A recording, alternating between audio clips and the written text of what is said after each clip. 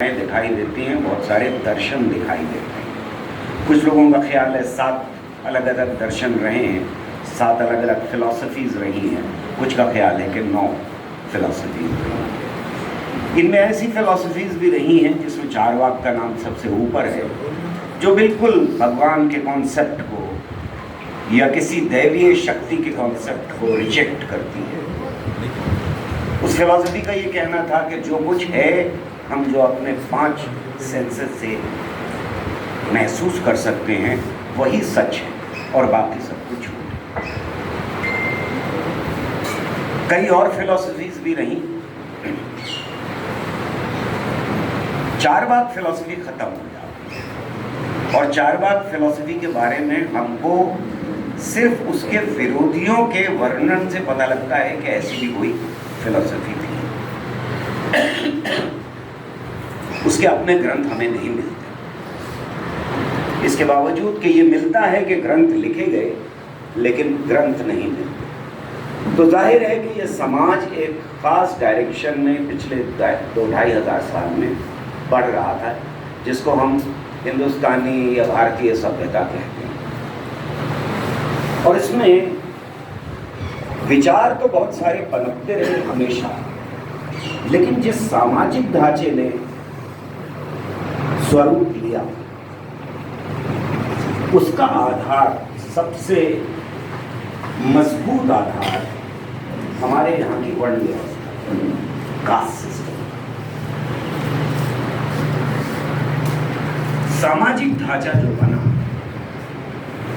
उसमें caste system इतना ज्यादा स्ट्रांग होता चला गया, इतना ज्यादा मजबूत होता चला गया कि जब बाहर से विचार आए,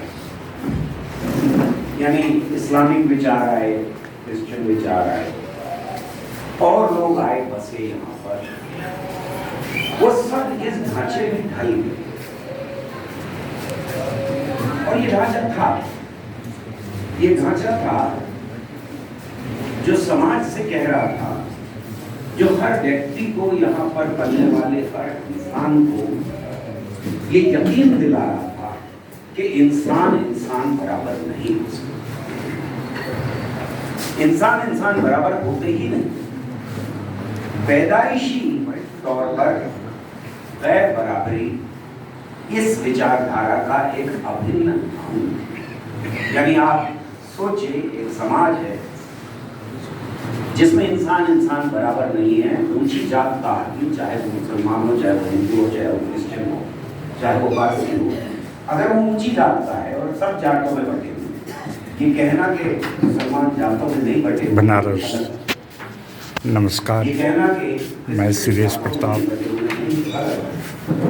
ये बनारस में अल्पसंख्यक समाज पर बढ़ते हमले के दौर में धर्मनिरपेक्षता के सवाल पर जो है संगोष्ठी हो रही है।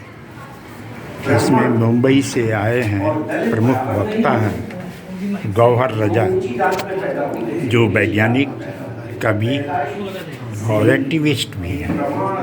इसके पहले फादर आनंद ने अपना विचार रखा था, जो साझा संस्कृति मंच के हैं। तो सुनिए ये धर्मनिरपेक्षता के सवाल पर संगोष्ठी।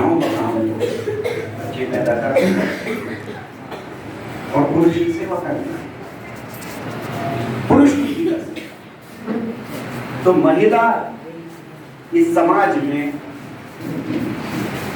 ताड़न के अधिकारियों में आती है, जिसमें ढोल डांगर भी आते हैं। गला खराब हो रहा है, मुझे हमेशा लगता रहेगा कि आपको ये बुरी चीज भुगतनी पड़ रही है। पर महिलाएं और पुरुष बराबर नहीं। इस समाज के अंदर क्या सबको सारे तरह के व्यवसाय करने की आज़ादी है? क्या हर प्रोफेशन की आज़ादी नहीं हो सकती? चमार को अपना काम करना है, हित को अपना काम करना है, ब्राह्मण को अपना काम करना है, क्षत्रिय को अपना काम करना है, अलग अलग काम बने। तो आप ये लाइन भी क्रॉस नहीं कर सकते, इसमें भी बराबरी पॉसिबल नहीं। क्या हर एक को प्रॉपर्टी रखने का अधिकार है? हो ही नहीं सकता। कुछ लोगों को प्रॉपर्टी रखने का अधिकार है, कुछ लोगों को अधिकार नहीं।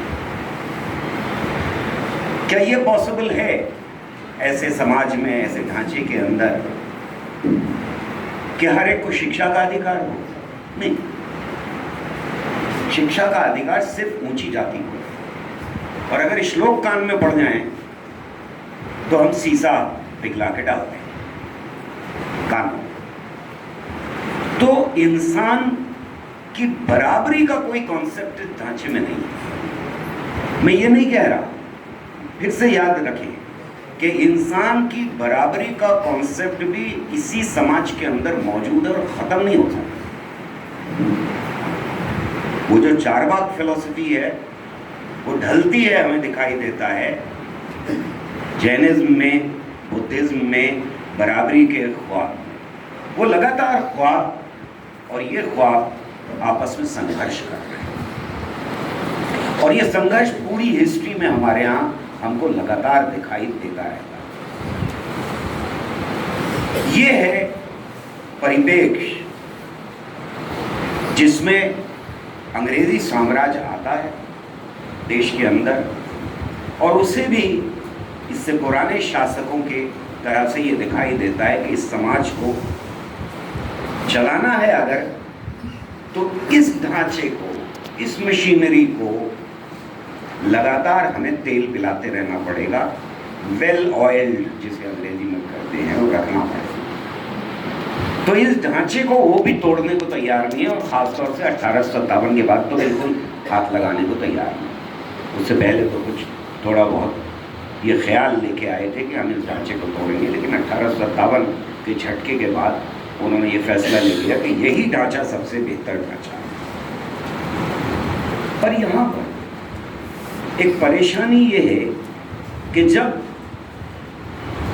हमारा फ्रीडम मूवमेंट शुरू हुआ, जब हमारा आज़ादी का आंदोलन शुरू हो रहा है, तो उनके सामने जो लीडरशिप डेवलप हो रही है, जो लीडरशिप बन रही है, उसके सामने सबसे बड़ा सवाल ये है कि अगर इतनी बटी हुई सोसाइटी जहाँ औरत मर्द बराबर नहीं है, जहाँ ऊंची जात नीची जात बराबर नहीं है, जहाँ लोगों को व्यवसाय का अधिकार नहीं है, यहाँ पर क्या किया जाए, कैसे इकट्ठा किया जाए?